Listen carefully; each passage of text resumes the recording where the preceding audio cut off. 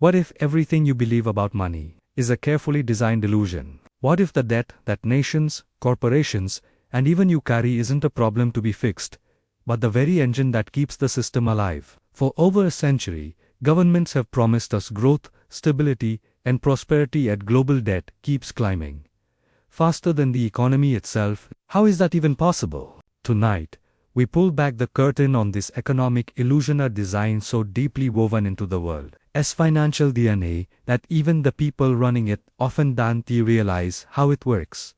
Because the truth isn't that the world owes money. The truth is that money itself is debt. And once you see how that illusion was built, you'll never look at economic growth the same way again. Our story begins centuries ago, long before the modern dollar existed, when gold and silver coins were the world's trusted form of value. They were scarce, tangible, and limited, meaning governments couldn't just print more wealth than actually existed. That all changed in 1694, when England created the Bank of England, the first central bank to issue paper notes backed by government debt. Here's the trick.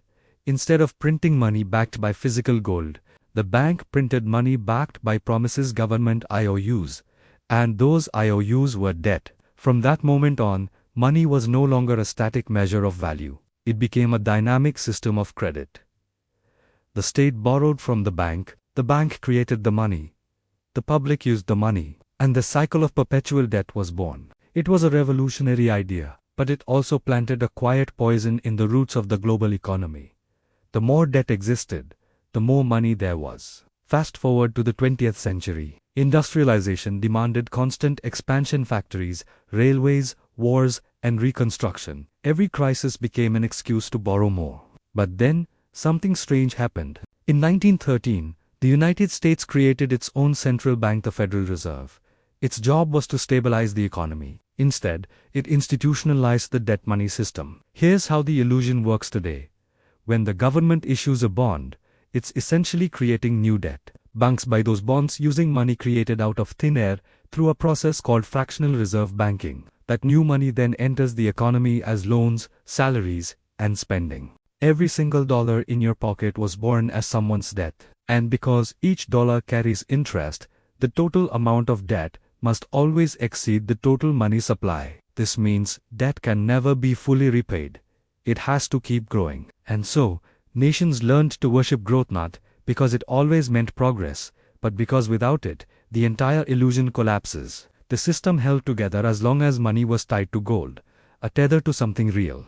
But in 1971, that anchor was cut. President Richard Nixon officially ended the gold standard, decoupling the US dollar, and by extension the global economy, from any physical backing. From that moment, money became pure credit. It existed simply because governments said it did. Debt no longer had limits. Global finance entered what economist Hyman Minsky called a Ponzi equilibrium, a state where stability itself breeds instability because every layer of security is built on expanding debt.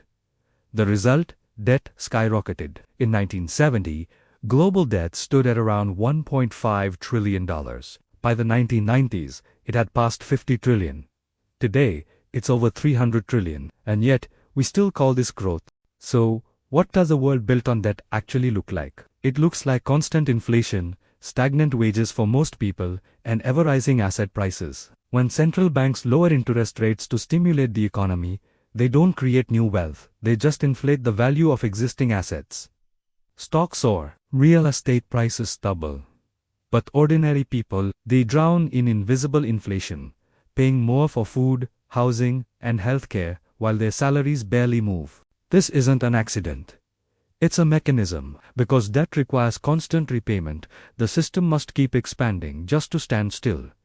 If borrowing slows down, recessions hit. If debt shrinks, money disappears from the economy. The illusion demands sacrifice, endless growth, endless consumption, endless credit. And every government on earth plays the same game. Because stepping off this treadmill would mean economic collapse. So why can't we just fix it? Well, every proposed solution, austerity, stimulus, quantitative easing, debt forgiveness, still depends on the same fundamental lie that debt can lead to prosperity. Austerity slows the economy, which reduces tax revenue and actually deepens debt. Stimulus creates short-term relief by printing even more debt-backed money.